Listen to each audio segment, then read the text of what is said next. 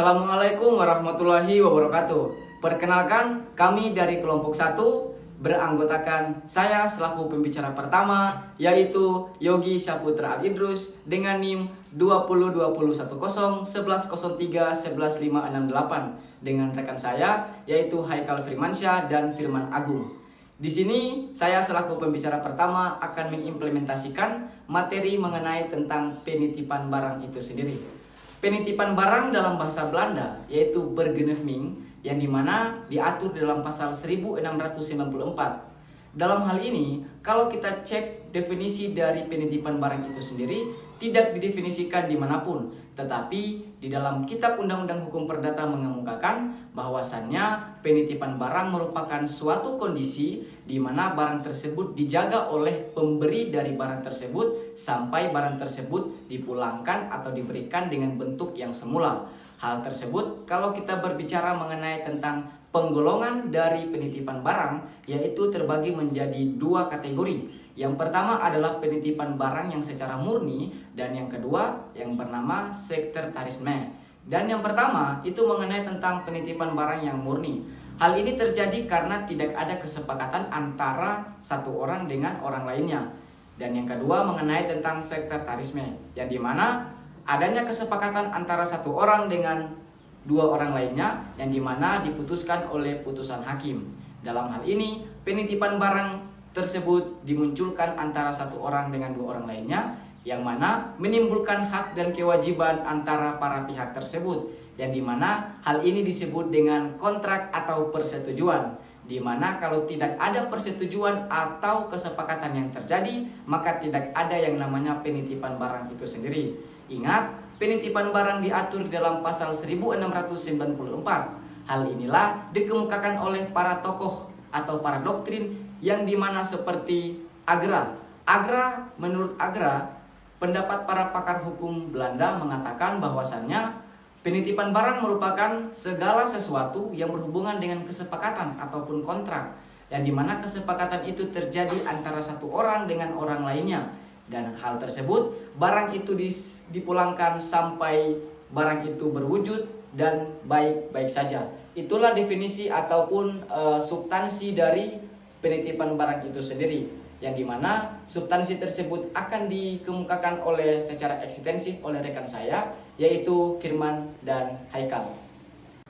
Di dalam penitipan barang ataupun di dalam bahasa Belanda namanya belgeving, yang dimana belgeving itu sendiri akan adanya yang namanya hak dan kewajiban antara para pihak. Nah, kalau kita berbicara mengenai tentang para pihak itu sendiri, berarti kesepakatan itu terjadi bukan hanya satu orang, melainkan 2 orang, 3 orang, maupun seterusnya. Maka dari itu, hak dan kewajiban di sini merupakan sebuah substansi yang dimana sangat penting di dalam kontra penitipan barang itu sendiri. Maka dari itu, hak dari pemberi atau disebut dengan belgeving atau penitipan barang merupakan sebuah substansi yang dimana seseorang itu harus memberikan secara itikat baik, artinya dengan secara ikhlas.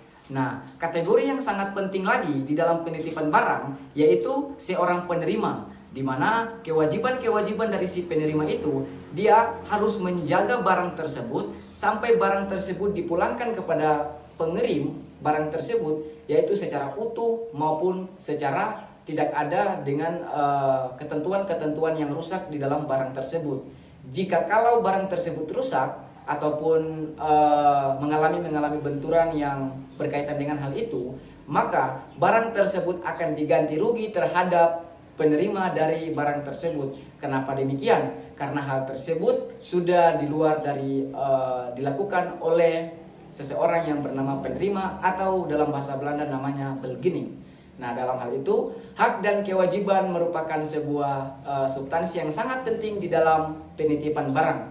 Sebelum itu, saya menjelaskan hak merupakan segala sesuatu yang harus diterima dalam individu itu sendiri, sedangkan kewajiban segala sesuatu yang harus dikerjakan di dalam individu itu sendiri. Maka dari itu, hak dan kewajiban para pihak merupakan suatu substansi yang diperlukan di dalam perjanjian ataupun kontrak dalam penitipan barang yang dimana diatur dalam pasal 1694. Sekian dari saya, dan saya dilanjutkan oleh teman saya mengenai tentang penggolongan barang atau penitipan barang itu sendiri. Terima kasih, saya akan melanjutkan penjelasan dari rekan saya Yogi Saputra Al-Idrus. Di sini saya akan menjelaskan tentang macam-macam penitipan barang seperti yang termaktub dalam Kitab Undang-Undang Hukum Perdata. Untuk yang pertama adalah penitipan sukarela. Penitipan sukarela adalah penitipan yang terjadi apabila kedua belah pihak sepakat untuk bertimbal balik, dan itu terdapat pada pasal 1699 KUH Perdata. Untuk poin yang kedua adalah penitipan terpaksa. Untuk penitipan terpaksa adalah penitipan yang terjadi apabila ada keadaan darurat atau keadaan yang tidak disangka-sangka seperti kejadian tenggelamnya kapal, kebakaran, perampokan, dan lain-lain. Itu dijelaskan pada pasal 1703 KUH Perdata. Ada juga yang dijelaskan dalam pasal 1709, yaitu penitipan terpaksa itu apabila terjadi di losmen dan penginapan, adalah barang-barang dititipkan terhadap pemilik atau penguasa losmen tersebut. Itu adalah tanggung jawab yang diberikan kepada pemilik dan penguasa losmen tersebut. Yang selanjutnya adalah sekresi.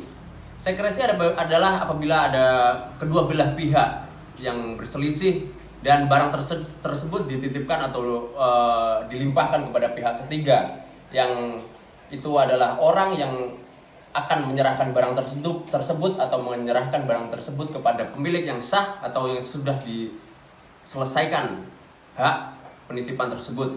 Itu termaktub dalam 1799 KUH Perdata.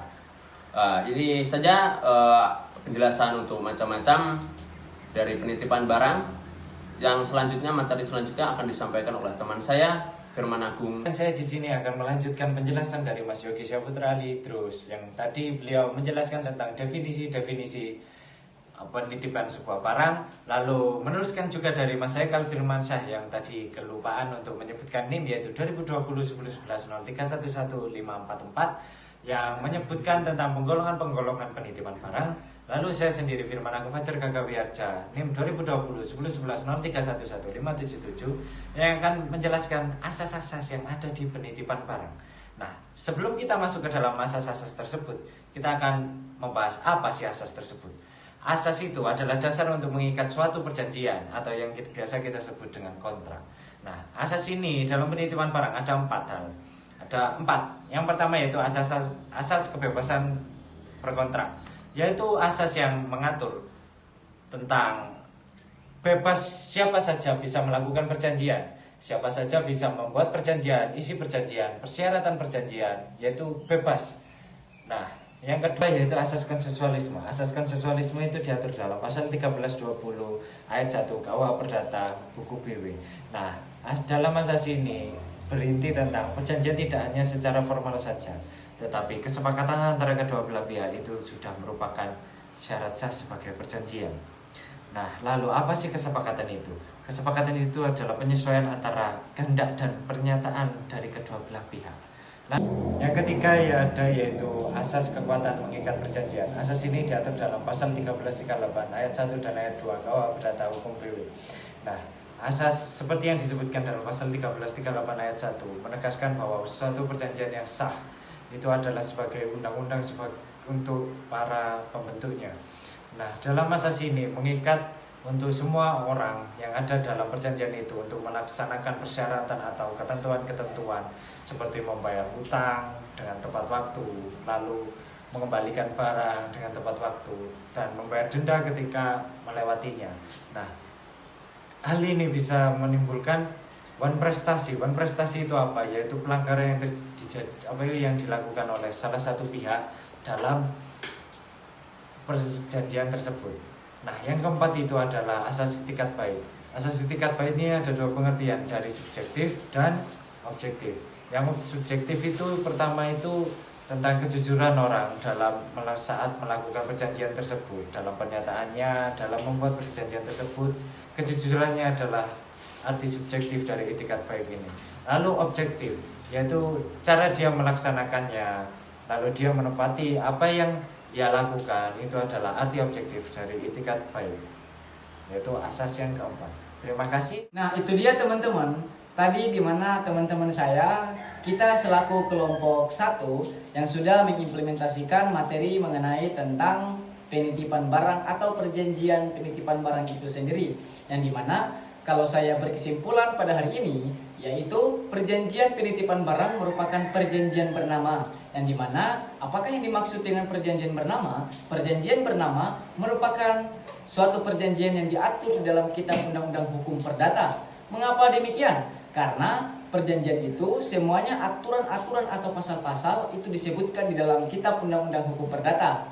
Nah, tadi teman-temanku sudah mengimplementasikan substansi yang dimana ada penggolongan-penggolongan penitipan barang, kemudian ada asas-asasnya. Nah, saya berkesimpulan bahwa penitipan barang ini merupakan sebuah perjanjian yang dimana contohnya kalau saya menitipkan sebuah barang kepada teman saya, misalnya Firman, yaitu Firman harus menjaga barang itu sampai barang itu bawa pulang kepada saya. Nah, itulah yang disebut dengan perjanjian bernama mengenai tentang perjanjian penitipan barang. Saya selaku pembicara pertama dan Firman Agung selaku pembicara ketiga dan Haikal Firmansyah selaku pembicara kedua. Wassalamualaikum warahmatullahi wabarakatuh.